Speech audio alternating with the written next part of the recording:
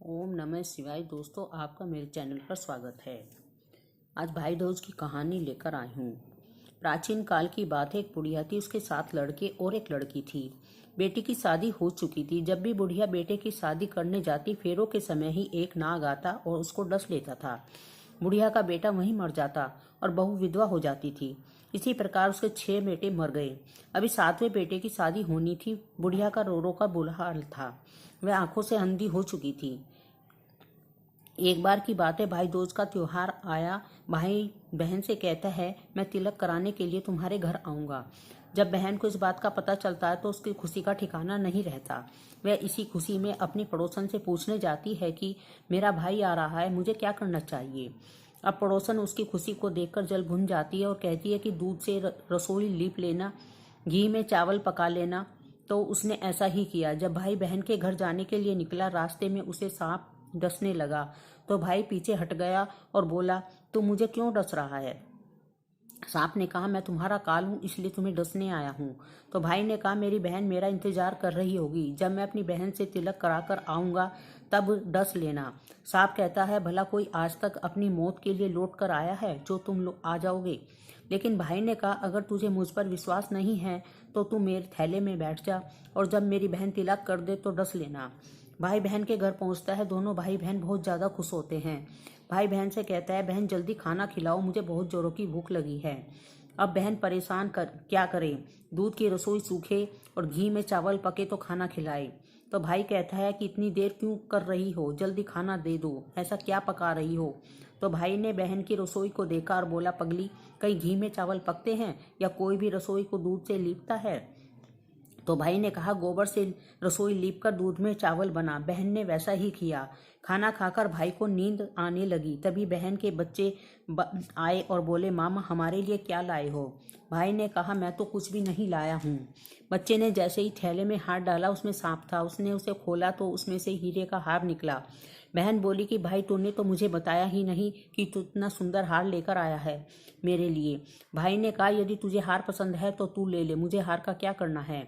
अगले दिन जब भाई चलने लगा तो बहन से बोला, मुझे खाना दे दे। बहन ने लड्डू बनाकर एक डिब्बे में रख दिए। जब भाई चलते चलते थक गया तो एक पेड़ के नीचे सो गया।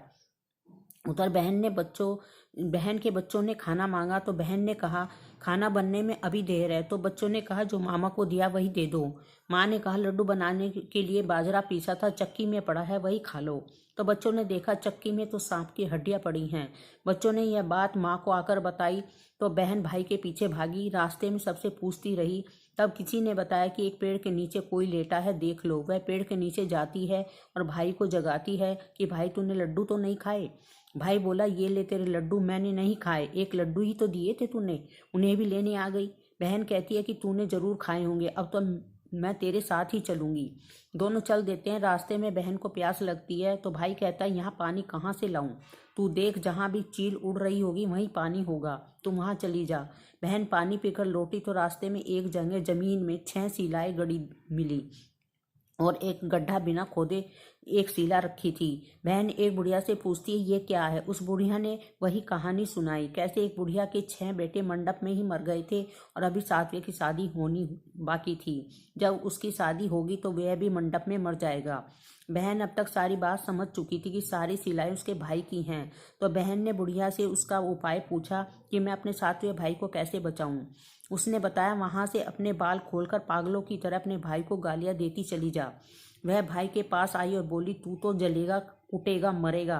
भाई बहन के बर्ताव को देखकर चौंक जाता है। उसकी समझ में नहीं आ रहा था। कुछ दिन बाद भाई की सगाई हो गई। जब वह भाई को सेहरा पहनाने लगी तो गाली देती रही। बहन ने देखा, सेहरे में कलकी की जगह सांप का बच्चा था। बहन ने उसे फेंक दिया। जब भाई घोड़े पर बैठने लगा तो बहन बोली, तू क्यों बैठेगा, घोड़ी पर मैं बैठूंगी, तू तो जलेगा, मरेगा, तेरी लाश को चील कौवे खाएंगे। जब वह बाहर निकलने लगा तब भी वह बहन बोली, पहले मैं निकलूंगी। जैसे ही वे दरवाजे से निकली तो अचानक दरवाजा गिरने लगता है। बहन ने एक ईंट उठाकर चुनरी में रख ली रास्ते में पीपल के नीचे बारात रुकी तो बहन बोली, पेड़ के नीचे मैं खड़ी होंगी। पेड़ गिरने लगा। उसने पेड़ का एक पत्ता चुनरी में रख लिया तो पेड़ गिरा नहीं। सब उसे पागल समझने लगे। 7 फेरों पर जैसे ही दुल्हन आई तो बहन ने दुल्हन के कान में कहा, अब तक मैंने तेरे पति को बचा लिया, अब तू अपने पति और अपने मरे हुए जेठों को बचा सकती है। फेरों के समय नाग आया तो दुल्हन ने उसे लोटे में बंद कर दिया, ऊपर से प्लेट ढक दी। थोड़ी देर में नागिन आई तो दुल्हन से बोली, मेरे पति को छोड़ दे। तो दुल्हन ने कहा, पहले तू मेरे पति को छोड़। नागिन ने कहा, ठीक है। दुल्हन ने कहा, ऐसा नहीं, 3 बार बोल। तो नागिन ने 3 बार बोला, अब मेरे पति को छोड़। तो दुल्हन कहती है, मेरे पति के साथ साथ मेरे एक जेठ को भी छोड़ दे। फिर दुल्हन बोली, एक जेठ से लड़ाई हो गई तो यदि वह विदेश चला गया तो। इस तरह से दुल्हन ने अपने 6 जेठ को छुड़वा लिया। फिर बुढ़िया ने गांव वालों से कहा, मेरे साथ बेटा बहू आ रही हैं, यदि यह बात सच हो तो मेरी आंखों की रोशनी आ जाए। मेरे सीने में दूध की धार बहने लगे। 7 बेटे और 7 बव्वे आ गई। सब बहन को ढूंढने लगे। देखा वह भूसे की कोठरी में सो रही थी। जब उसे पता चला कि उसका भाई सही सलामत है तो वह अपने घर जाने लगी। उसके पीछे पीछे सारी लक्ष्मी भी जाने लगी। बुढ़िया ने कहा, बेटी पीछे मुड़कर देख, तू सारी लक्ष्मी ले जाएगी तो तेरे भाई भाभी क्या खाएंगे। तभी बहन पीछे मुड़कर देखती है और बोलती है, जो माँ ने अपने हाथों से दिया वह मेरे साथ चल, बाकी सब भाई भाभी के पीछे पास रह जा। इस तरह से एक बहन ने अपने भाइयों की रक्षा की।